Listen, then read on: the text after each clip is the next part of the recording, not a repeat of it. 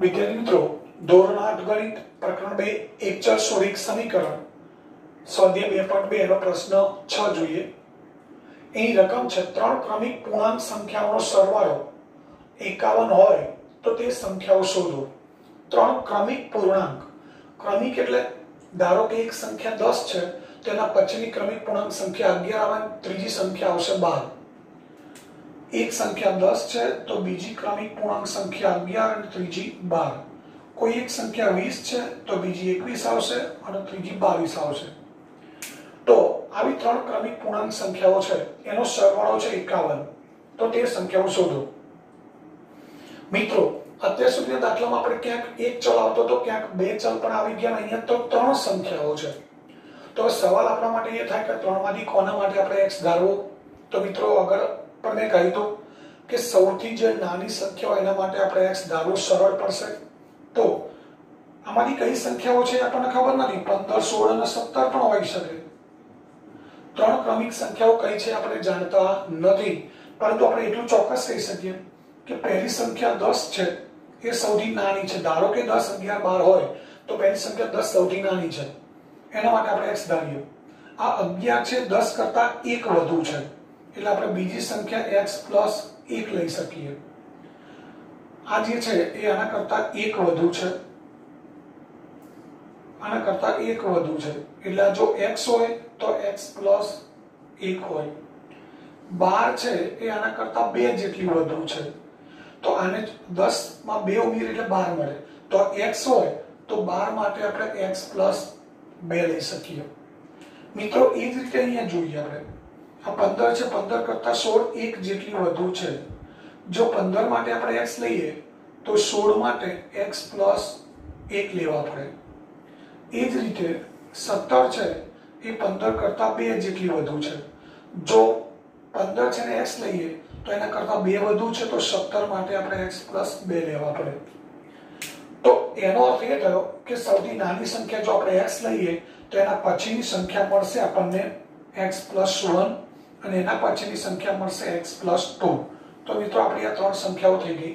પહેલી સંખ્યા x, બીજી x પ્લસ 1 અને ત્રીજી x પ્લસ 2. અહીંયા પણ તમે જોઈ શકો છો કે પહેલી સંખ્યા આપણે x લીધી, બીજી x પ્લસ 1 મળી, ત્રીજી x પ્લસ 2 મળી. તો આ રીતે ત્રણ પૂર્ણાંક સંખ્યાઓની વાત આવે તો આપણે પહેલી સંખ્યા x લઈશું, બીજી x પ્લસ 1 જ આવશે, ત્રીજી x પ્લસ 2 આવશે. તો આ રીતે આપણે ત્રણ સંખ્યાઓ ધારવાની છે. આમાં થોડુંક આપણે વિચારવાનું છે, સમજવાનું છે, કઈ ચિંતા કરવાની ખાસ જરૂર નથી. મિત્રો, સાથે સાથે બીજી વસ્તુ પણ સમજાવી દઉં કે ઘણી વખત એવું પૂછાય કે ત્રણ ક્રમિક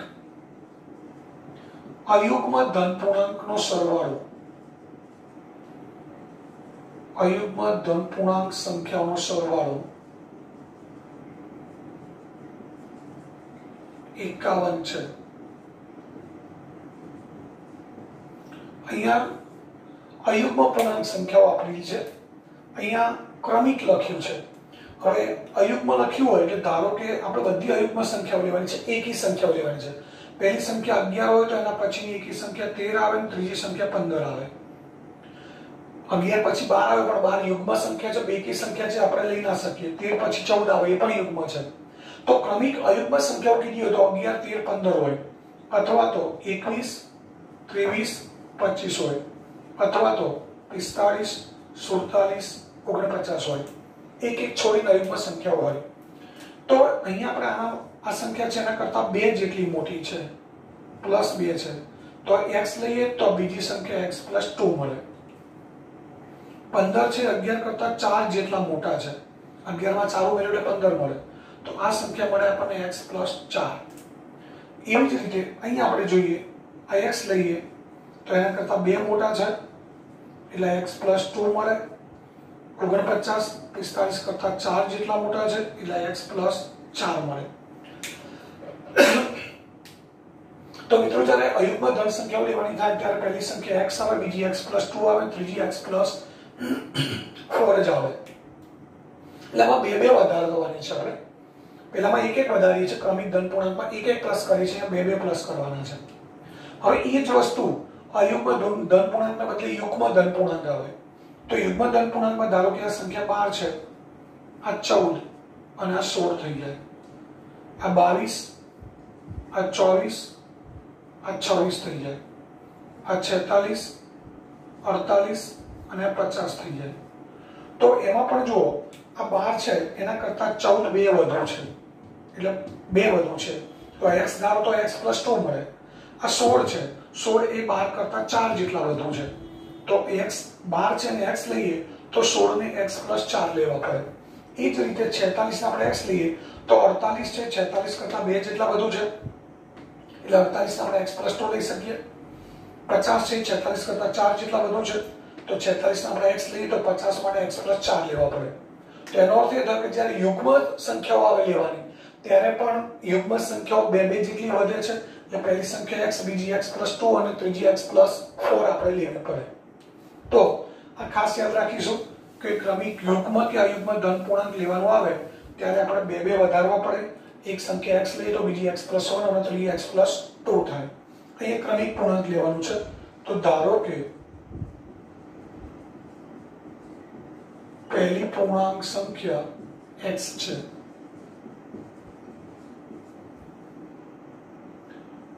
હવે બીજી પૂર્ણાંક સંખ્યા એના કરતા એક વધુ હશે, એટલે બીજી પૂર્ણાંક સંખ્યા x + 1 અને ત્રીજી પૂર્ણાંક સંખ્યા બરાબર x + 2. હવે ત્રણેય પૂર્ણાંક સંખ્યાઓનો સરવાળો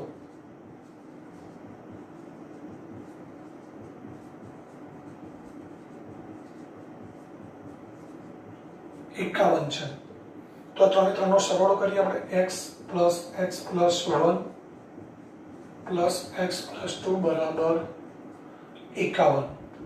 હવે x + x + x 3x થશે, 1 + 2 અહીંયા સજાતીય પદોનો આપણે હંમેશા સરવાળો કરીએ છીએ, 1 + 2 3 બરાબર 51. હવે x ની કિંમત શોધવા આ 3 અને આ 3 બંનેને સામે લઈ જવા છે, જે દૂર છે પહેલા દૂર જશે.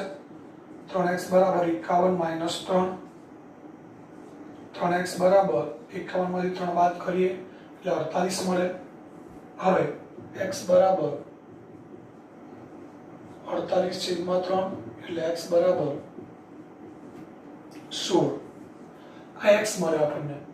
હવે x આપણા માટે પહેલી પૂર્ણાંક સંખ્યા છે, તો પહેલી પૂર્ણાંક સંખ્યા થશે 16, બીજી પૂર્ણાંક સંખ્યા 16 + 1 એટલે 17, ત્રીજી પૂર્ણાંક સંખ્યા 16 + 2 એટલે 18. તો માટે આપણે લખી શકીએ પહેલી પૂર્ણાંક સંખ્યા 16 છે, બીજી પૂર્ણાંક સંખ્યા 16 + 1 17, ત્રીજી પૂર્ણાંક સંખ્યા 16 + 2 18 છે. તો આ રીતે આપણે ક્રમિક પૂર્ણાંક સંખ્યાઓનો સરવાળો 51 તો એવી ત્રણ સંખ્યાઓ શોધી કાઢી. પહેલી સંખ્યા 16, બીજી 17 અને ત્રીજી 18 છે. તો હવે આગળ જોઈએ પ્રશ્ન નંબર 7.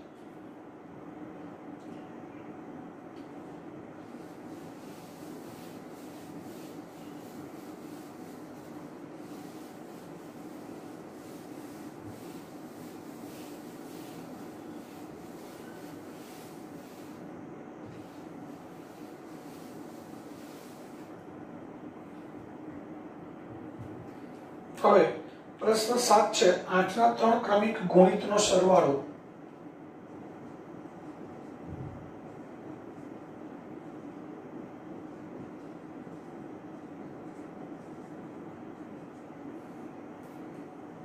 આઠના 3 ક્રમિક ગુણિતનો સરવાળો 888 છે.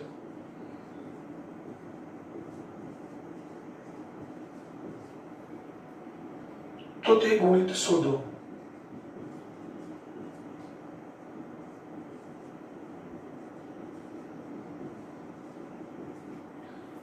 મિત્રો અહીંયા 8 ના 3 ક્રમિક આપણે ગુણિત લેવાના છે. ગુણિત એટલે આપણને ખબર હોવી જોઈએ, અગાઉ સમજાવેલું છે. ગુણિત પણ કહેવાય ગુણક પણ કહેવાય, અવયવી પણ આપણે કહી શકીએ. હવે અહીંયા 8 ના ગુણિત લેવાના છે. તો 8 ના ગુણિત એટલે 8 ના અવયવી. 8 ના અવયવી એટલે આપણે જનરલી એવું કે છે 8 નો ઘડિયો. 8 નો ઘડિયો ના કહેવાય, પણ 8 ના ગુણાંકમાં આવતી સંખ્યાઓ. પહેલી સંખ્યા આવશે 8, બીજી 16, ત્રીજી 24, 32 આ રીતે. પણ એ 8 ના 3 ક્રમિક ગુણિત 8, 16, 24 હોવી જરૂર નથી. આગળ અસંખ્ય ગુણિત છે, એમાંથી કોઈ પણ હોઈ શકે. 8 ના 3 ક્રમિક ગુણિત છે એ કોઈ પણ હોઈ શકે. ધારો કે પહેલો ગુણિત છે 400, 400 પણ 8 નો ગુણિત છે. બીજો હોય, હવે 8 નો ગુણિત છે અહીંયા આપણે જોઈ શકીએ છીએ કે પહેલી સંખ્યા છે એના કરતા બીજી સંખ્યા 8 ના ડબલ છે, આના કરતા 8 વધુ છે.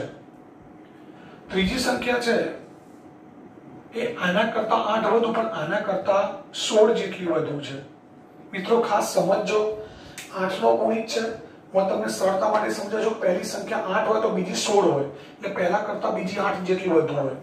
બીજી 16 છે તો ત્રીજી એના કરતા 8 વધુ હોય, એટલે આના કરતા આ 16 કરતા 24 8 વધુ છે, પરંતુ 8 કરતા 24 16 વધુ છે. તો જ્યારે આપણે 8 છે એને x તરીકે લઈએ તો 16 છે એ x પ્લસ 8 થશે. અને કારણ કે 8 કરતા 16 8 જેટલા વધુ છે, એટલે આ x હોય તો x પ્લસ 8 થાય. અને 16 છે 24 છે એ 16 જેટલા વધુ છે, તો ત્રીજી સંખ્યા થાય x પ્લસ 16.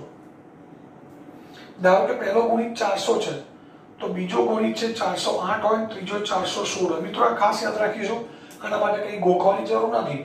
8 ના અવયવી હોય તો 8 8 જેટલા જ વધવાના છે. એટલે પહેલો જે અવયવી છે એના કરતા બીજો 8 જેટલો વધુ હોય, ત્રીજો 16 જેટલો વધુ હોય, ચોથો 24 જેટલો વધુ હોય. તો આના કરતા આ 8 વધુ છે અને આના કરતા આ 16 વધુ છે. તો આને જો આપણે x ધારી લઈએ તો આ x પ્લસ 8 થાય અને આ x પ્લસ 16 થાય.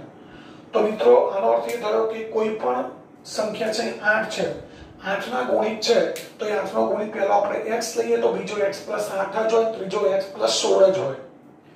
ધારો કે આપણે 5 ના ગુણિત લેવાના છે તો 5 ના ગુણિત પહેલો x જ આવશે. 5 ના ગુણિત છે 5, 10, 15, 20 એટલે 5 5 વધે છે. તો બીજો ગુણિત x પ્લસ 5 હોય, ત્રીજો ગુણિત x પ્લસ 10 હોય, આમાં 5 5 વધારતા જવાનું છે. એટલે જે સંખ્યાના ગુણિત હોય એટલા આપણે પ્લસ કરતા જવાનું છે. તો અહીંયા 8 ના 3 ક્રમિક ગુણિત છે, એમાં પહેલો ગુણિત આપણે x લઈએ તો બીજો ગુણિત x પ્લસ 8 થશે અને ત્રીજો ગુણિત થશે x પ્લસ 16. મિત્રો સમજી ગયા છો તમે? તો આ રીતે ગુણિત એટલે અવયવી થાય એ આપણે ખાસ યાદ રાખીશું. તમને રિવિઝનમાં પણ સમજાવેલું છે, એટલે આવી ભૂલ ના થાય, ખાસ ધ્યાન રાખીશું. ધારો કે 8 નો પ્રથમ ગુણિત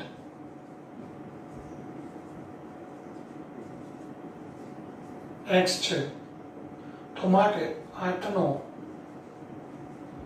બીજો ગુણિત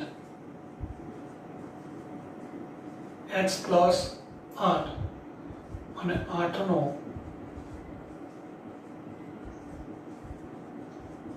ત્રીજો ગુણિત x પ્લસ 16 છે. હવે ત્રણેય ગુણિતોનો સરવાળો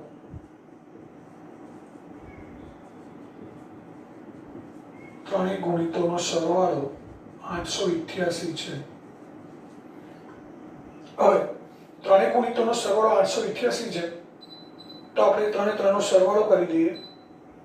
પહેલો ગુણિત છે x, બીજો x પ્લસ 8, ત્રીજો x પ્લસ 16 બરાબર 888.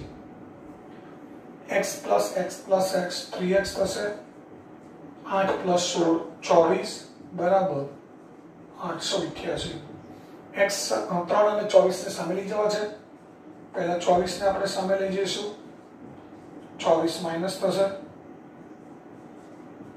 24 સામેથી બાદ કરીએ, 8 માંથી 4 બાદ કરીએ એટલે 4, 8 માંથી 2 બાદ કરીએ એટલે 6, 8 માંથી 0 બાદ કરીએ એટલે 8. તો 3x બરાબર 864. તો માટે x બરાબર 864/3. મિત્રો આવા ભાગાકાર પણ હવે આપણે અહીંયા મૌખિક જ કરીશું. પહેલા 8 ને 3 વડે ભાગીએ તો 3 દુ 6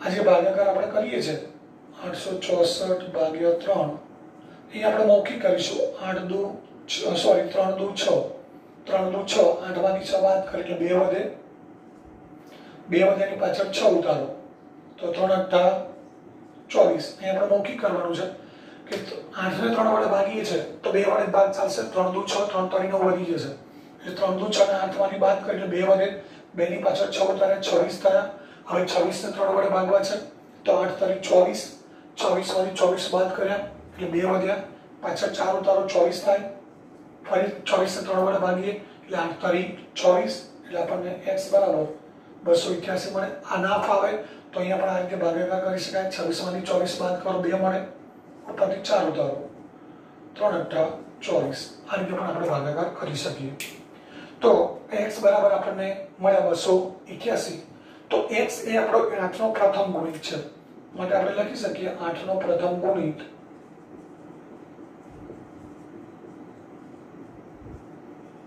બરાબર 281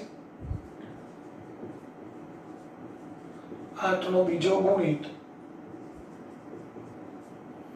હવે એ શોધવા માટે આપણે 281 એટલે કે x માં 8 ઉમેરવાના છે તો 281 પ્લસ 8 એટલે 296 અને 8 નો ત્રીજો ગુણિત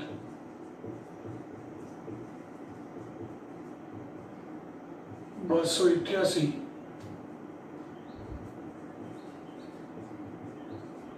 પ્લસ 16 એટલે 304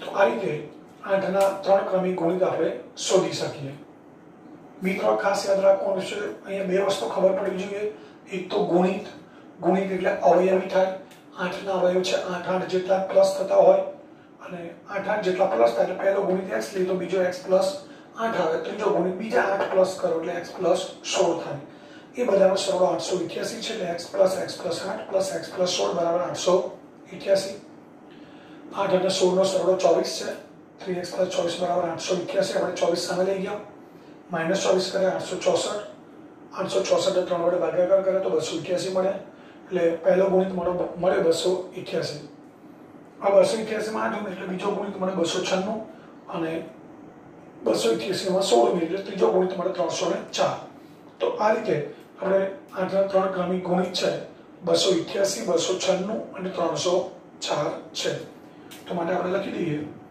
8 ના 3 ક્રમિક ગુણિત